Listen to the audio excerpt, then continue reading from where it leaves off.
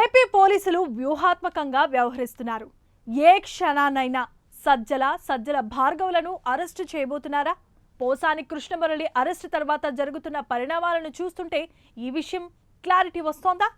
తాను ఎప్పుడు press meet పెట్టాలి, ఏం మాట్లాడాలన్న దానిపై ప్రతి సమాచారం తనకు సజ్జల రామకృష్ణారెడ్డి నుంచి వస్తోందని పోసాని కృష్ణమురళి పోలీసులకు వాంగ్మూలం ఇచ్చారు.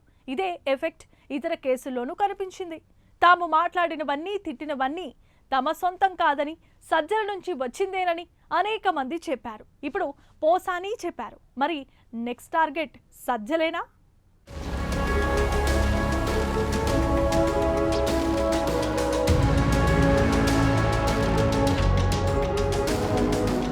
వైసీపీ టార్గెట్ పెట్టుకు మరీ బూతుల మాఫియా పెంచి పోషించిందని అందరికీ తెలుసు. వ్యవస్థీకృతంగా జరిగిన ఈ నేరం నిరూపించాలంటే అందులో భాగమైన వారిని అప్రూవర్లుగా మార్చాలి. ఇప్పుడు పోలీసులు అదే చేస్తున్నారు. ఇంత బతుకు బతికి బూతుల మాఫియాలో భాగమై ఇప్పుడు జైలు పాలవుతున్నందుకు వారంతా ఫీల్ అవుతున్నారు. పోసాని సినీ రంగంలో చాలా సాధించారు. కానీ ఎప్పుడైతే ఇతరులపై ద్వేషంతో వైసీపీ వల్లో చిక్కారో అప్పుడే ఆయన పతనం ప్రారంభమైంది. సజ్జల రెచ్చిపోమన్నట్టుగా రెచ్చిపోయారు. కులాల మధ్య కుంపటి పెట్టేందుకు కూడా వెనుకాడలేదు.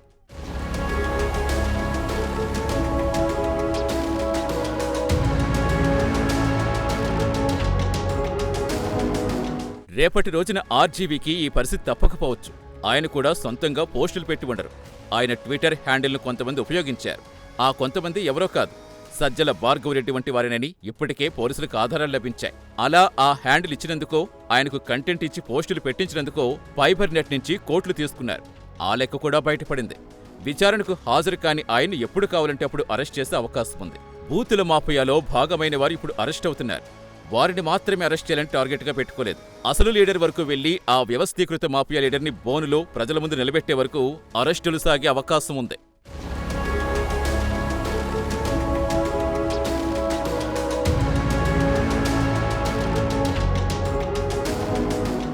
ఇదిలా ఉంటే టీడీపీ అధినేత చంద్రబాబు, ఆయన తనయుడు లోకేష్తో పాటు జనసేన అధినేత పవన్ను అసభ్యకర పదజాలంతో తిట్టిన కేసులో వైసీపీ నేత, నటుడు పోసాని కృష్ణమురళి అరెస్టయ్యారు. ఫిబ్రవరి 24 నమోదైన కేసులో అన్నమయ్య జిల్లా ఓబులవారిపల్లి పోలీసులు పోసాన్ని అరెస్ట్ చేశారు. అయితే తాజాగా పోలీసుల ముందు పోసాని నేరం అంగీకరించినట్టుగా తెలుస్తోంది. తన వెనుక ఉన్న వాళ్ల పేర్లు పోసాని బయటపెట్టినట్టుగా సమాచారం. వైసీపీ నేత, రాష్ట్ర ప్రభుత్వ మాజీ సలహాదారు సజ్జల రామకృష్ణారెడ్డి ఇచ్చిన స్క్రిప్ట్ ప్రకారమే తాను ప్రెస్ మీట్స్ పెట్టినట్టుగా పోసాని పోలీసులకు చెప్పారు. ఇక ప్రసంగాల్లో అసభ్య దోషంలు, రెచ్చగొట్టేలా వివాదాస్పద వ్యాఖ్యలు చేశారని పోసాని ఒప్పుకున్నారు.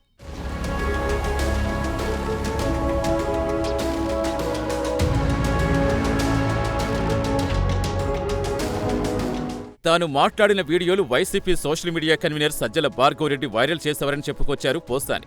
కులాల మధ్య చిచ్చుపెట్టి వైసీపీకి రాజకీయంగా లబ్ధి చేకూర్చాలనే ఉద్దేశంతో ఈ వ్యాఖ్యలు చేశారని పోలీసుల ముందు అంగీకరించినట్టుగా తెలుస్తోంది. ప్రస్తుత డిప్యూటీ సీఎం పవన్ కళ్యాణ్, ఆయన భార్యా పిల్లల గురించి తప్పుగా మాట్లాడానంటూ చెప్పారు పోసాని. ఆయన ఫ్యాన్స్ను రెచ్చగొట్టానని, 2 వర్గాల మధ్య గొడవలు సృష్టించేలా మాట్లాడానని చెప్పారు. ఇక మంత్రి నారా లోకేష్ను టార్గెట్ చేసి అనుచిత వ్యాఖ్యలు చేశారన్నారు పోసాని. వీరందరినీ తాను టార్గెట్ చేయడానికి కారణం సజ్జల రామకృష్ణారెడ్డి అని చెప్పుకొచ్చారు. ప్రతి ప్రెస్ మీట్కు ముందు సజ్జల తనకు స్క్రిప్ట్ పంపించేవారని, ఆయన అనుమతితో రెచ్చగొట్టే ప్రసంగాలు చేసినట్టుగా చెప్పుకొచ్చారు.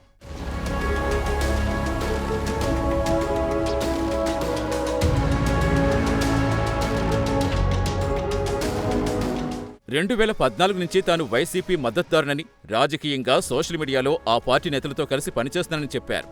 వారితో కలిసి వారి సూచనలతో కులాల మధ్య చిచ్చు పెట్టేలా ప్రజలను రెచ్చగొట్టారని పోలీసులకు చెప్పారు పోసాని. చంద్రబాబు హయాంలో నంది అవార్డ్స్ ఎంపిక కమిటీలో 12 మంది సభ్యులుంటే అందులో 11 మంది ఒకే కులానికి చెందినవారే అంటూ అసత్య ప్రచారం చేసి నంది అవార్డు తిరస్కరించారని చెప్పారు. సినీ పరిశ్రమలో కొన్ని కులాల ఆధిపత్యం ఉందంటూ ఓ కులాన్ని కించపరుస్తూ వ్యాఖ్యలు చేశారన్నారు. సినీ అభిమానులు, రాజకీయ పార్టీలు కులాల మధ్య విభేదాలు తలెత్తాలని ఇలా మాట్లాడనని ఆయన అంగీకరించారు.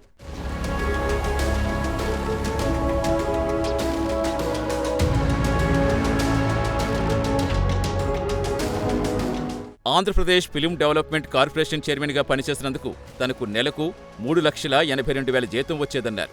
ప్రభుత్వం నుంచి వేతనం పొందుతూ వైసీపీ తరఫున మాట్లాడనన్నారు పోసాని. ఓ వర్గంపై మరో వర్గం శత్రుత్వం పెంచుకునేందుకు తన వ్యాఖ్యలు ఉపయోగపడతాయని తెలిస్తే అలా మాట్లాడనంటూ పోలీసులకు చెప్పారు పోసాని. పోసాని నేరాంగీకారంతో సజ్జల చుట్టూ ఉచ్చు బిగిసే అవకాశాలు కనిపిస్తున్నాయి. ఇప్పటికే భూ కబ్జా ఆరోపణలు ఎదుర్కొంటున్నారు సజ్జల.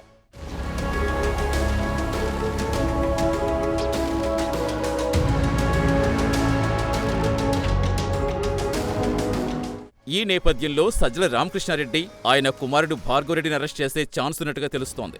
ఇప్పటికే సజ్జల భార్గవ్ సోషల్ మీడియాలో అభ్యంతరకర పోస్టులకు సంబంధించి ముందస్తు బెయిల్పై ఉన్నారు. తాజాగా పోసాని కేసులు తండ్రి తనయులకు చుట్టుకునే అవకాశం ఉంది. వాళ్ళిద్దరూ తమను అరెస్ట్ చేయకుండా కోర్టును ఆశ్రయించాల్సిన తప్పనిసరి పరిస్థితి ఏర్పడింది.